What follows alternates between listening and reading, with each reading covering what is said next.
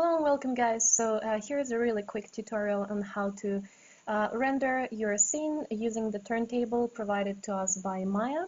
The setup is quite simple and there's just a couple of things you need to take into consideration.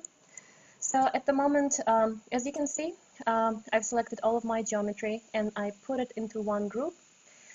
So you can do that really easily just by selecting everything you want to be in that group, except for probably the floor and the light. And if you press Ctrl-G on your keyboard, it will create a new group for you, and it will also put the pivot point of the group right in the 0 coordinates. So if your model is slightly off-center, you might have to recenter your pivot point and just reset it so that it's sitting right in the middle of the grid. So I'm just gonna zoom in onto my model like so, and with this group selected, we also want to check if everything else is set up correctly before we do any of the turntable. So let's go into our preferences, settings, and just make sure that you're working with film, so 24 frames per second. And after that, also for your time slider, just make sure that you're using playback speed real time and hit save to confirm. You might want to check your render settings as well. So at the moment you will see that I'm using quite high settings for my camera AA just to get rid of that noise and grain. So for the file output, yours is probably looking a little bit different, something like this. First thing, you will want to change your image format to JPEG, because JPEGs should be quite easy to work with when you want to render your scene in After Effects or Adobe Premiere. Here's your gamma settings as well. So I've noticed that sometimes you're getting incorrect exposure results, so you can play around with those if something looks a little bit odd. So the higher this number is, the more exposure you will get, so the lighter your render will look. So this is the main thing that you will need to change in order to be able to render your animation. At the moment it's set to single frame, and we want to change it to something like name_number.extension. It will give you this frame padding options, which is just how many digits will be added after the underscore. So for your first frame, in this particular case, it will be 001. So I will be rendering only 80 frames of the animation, so I know that I don't really need 3 numbers, and I can change it to 2 because I'm not going any higher than 99 frames, right?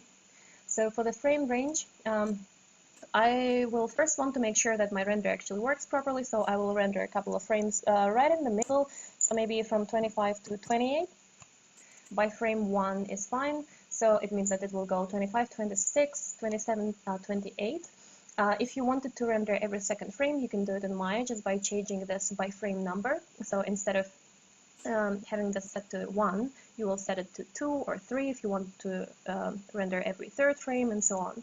And also there is this renumber frames option, which means that if you're rendering every third frame, in order to successfully import it into After Effects, for example, you probably would want to have your frames still go 1, 2, 3, 4, 5 instead of 1, 3, 6, etc.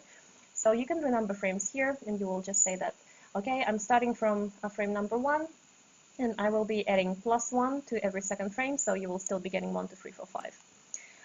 So for the renderable camera, at the moment we don't have anything here, and we will get one in a second, so you don't have to worry about that. For the presets, just choose whatever you need for your submission or for whatever you might be working on.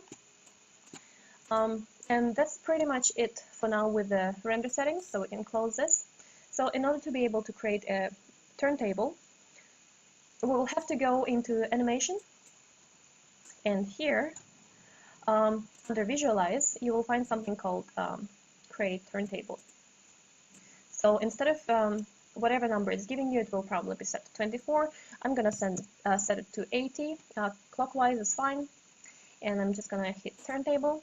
You will immediately see in your outliner, Maya has created a new group for you. So you can change it to Camera DRP for group. And you will see that it also created a new turntable camera in there as well. And it automatically assigned your viewport to this turntable camera, so you're actually looking for this camera at the moment. You will also see that it's locked, so I can't really rotate around. So if you wanted to zoom in just a tiny little bit, you can just select all of the channels, go right-click, unlock selected, And now you will see that I can zoom in just a little bit. You can zoom out, but I don't really want to do that. So once you're happy with whatever you're working on, you can select all of the channels again and go and lock them again. I don't need to do that because mine are already locked. So you will also notice that the keyframes are actually sitting on your camera GRP. And so you can manipulate them, you can do whatever you want with them. So if you wanted the animation to go a little bit slower, you can shift select this frame, for example, and move it to 90 or 120. Doesn't matter too much. Also, I want to change my range for the animation to 80, so it just looks a little bit better. And I can finally test my animation and play it. So it's completely fine. I like the speed as well. It's not too fast, not too slow. So now we are pretty much ready to render a couple of frames just to see what they look like.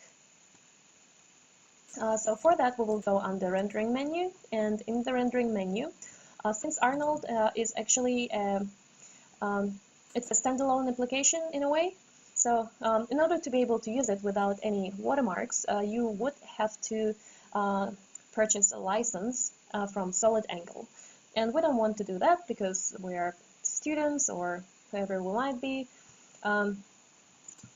So for that, instead of using the normal batch render, which will give you watermarks, you want to use render sequence. And you will see that our render sequence, if you go into the options, is already set up to the frames we set up earlier in our render settings. And we also want to make sure that we are rendering all layers, at least in this particular case, because I don't really have any, any fancy layers set up in here. I don't have to worry about anything else. So that's pretty much it. We can render this sequence, and I'll show you what I get in the end. I will have to pause the video for that. Okay, so we rendered our sequence, and if you're wondering where your files went to, if you're working with projects and if you have a project set up, it should go into your images folder. If you don't have a project set up, then you might have to look around for a little bit. Most likely it will be still sitting somewhere under Documents, Maya, and Projects, so take a look in there if you're not sure. But it's always a good idea to work with projects and to make sure you have a project set up, so it's not just a random folder somewhere on your USB stick, because it's always a really bad idea to work with Maya using your USB. It crashes more often. You might be getting weird problems because Maya likes this folder structure. It wants to have the folders where it knows what to put in there, and everything is set up nicely. Even if it's a mess inside the folder, at least it has all the structure it needs. It has its workspace, etc. So that's really good. So for me, it's going to be sitting under my images. Again, if you're not sure which project you're using, just take a look at the address over here, just sitting at the top of your Maya file. And I'm looking into my images at the moment. So just trying to find whatever I rendered out. I think for me it was number 25 to 28. So as you can see, I was doing another couple of tests, but what I'm actually interested in is just those couple of frames. And you will see that something weird happened, right? So you look at this, and there is no animation. And let's close this for a second. Close this as well. And let's confirm that we actually have animation happening on frame 25-28, and there is. So something went wrong, right? First of all, let's check if under our render settings we have our new turntable camera, which we don't. So we'll just click on it, and it's fine. So you can leave the alpha channel on if you wanted to add some sort of background to your turntable in Premiere or After Effects. So we can close this for now, but there is another trick you have to do. You have to let Maya know which render camera you're working with, and usually you don't have to do this for the batch render, but you do have to do this for your render sequence. So for that, we will just have to go under Render, and we will have to select the Turntable Camera 1. Another thing, I'm pretty happy with my resolution, so I can put it back to render settings to 100%. And now I can go and render Turntable Camera 1, just one frame, to confirm to Maya that this is the actual camera I will be using. So I will pause this for a second again. Cool guys, so as you can see, I'm getting some really nice results for the render. I've also noticed that it's a little bit too long. It's taking a little bit too much time at the moment, so I'm gonna put my test resolution back to what it was before, just to show you where to find the images again. So now that we have reconfirmed to Maya that this is the camera we will be using, we can do the render sequence again. So we'll just go into the options to make sure that yes, these are the frames we will be rendering, and just click on render sequence. And I'll be back with you when the rendering is done. Cool guys, so my render just finished. So if I open up the images that it rendered, you can see that now we're getting the movement, so the animation is working perfectly fine, and we fixed the problem we were having before with the static image. So now when you know that your render is working properly, we can really quickly go back into our Maya scene, and the only thing left to do is for us to go into the render settings again and just change the start frame and the end frame for the animation.